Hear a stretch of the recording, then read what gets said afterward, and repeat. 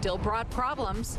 This is Craig Sklar in Half Moon Bay, one of a number of places vulnerable to high stormy winds. I'll show you what's being done to limit the damage. I'm Rob Flattabo in the Santa Cruz Mountains, where rain speed and spinouts make for a nasty commute in the wake of the storm coming up. KRON 4's Craig Sklar has tonight's top story at 5:30. It's preventative medicine by the chainsaw. Contractors hired by PG&E to head a big problem off at the pass. With the high winds blowing in on the backside of a Pacific storm, potential trouble spots are being targeted. Branches that hover in and around power lines.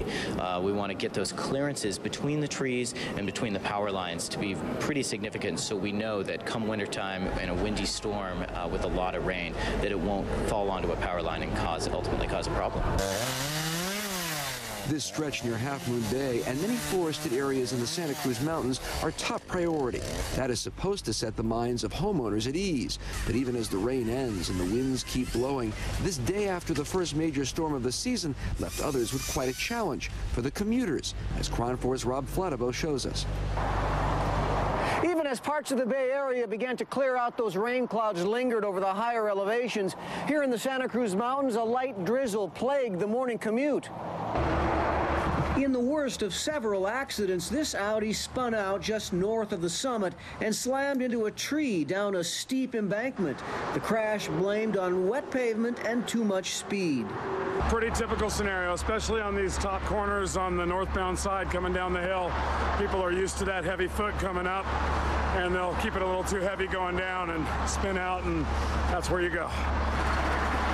Even as that wreck was being cleared, another tow truck was dispatched to an accident just south of the summit near Glenwood Cutoff, where another driver spun out and then rolled over, snarling traffic headed for Santa Cruz.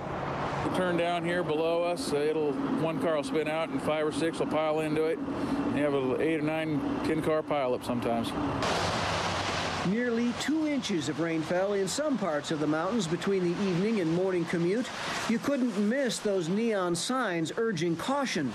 Wet and then windy weather added to the misery. But for Jeff Hall and company, just another day at the office.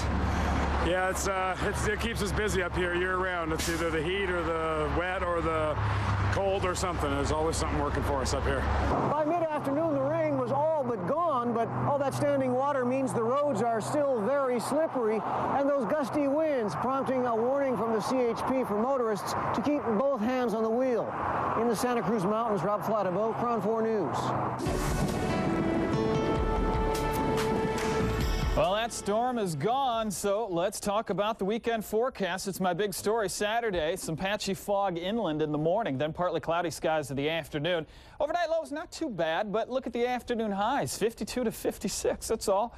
And then we head into Sunday, a lot of sunshine. A cold morning, though. We'll have some below freezing in the afternoon, 54 to around 58. And we look at the overnight lows tonight. I think we can handle it. The upper 30s, mid-30s, like in Napa, 36. I think that'll be the cold spot. Farther inland, some upper 30s there, and then we head closer to the bay. You notice a bunch of mid-40s on the coast, about the same thing. And we look at that storm.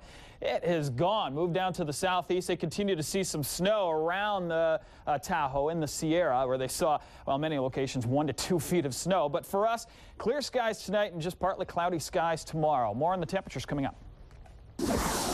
And this just in, we're following a bus accident in San Francisco's Bayview district. It happened at about 4:45 this evening or this afternoon. These are live pictures from Sky 4. This is Kashmir and Hudson in the Bayview. Police apparently were pursuing a suspect in this area when the suspect's vehicle slammed into the school bus that you see right there. There were 14 kids on the bus. None of those kids was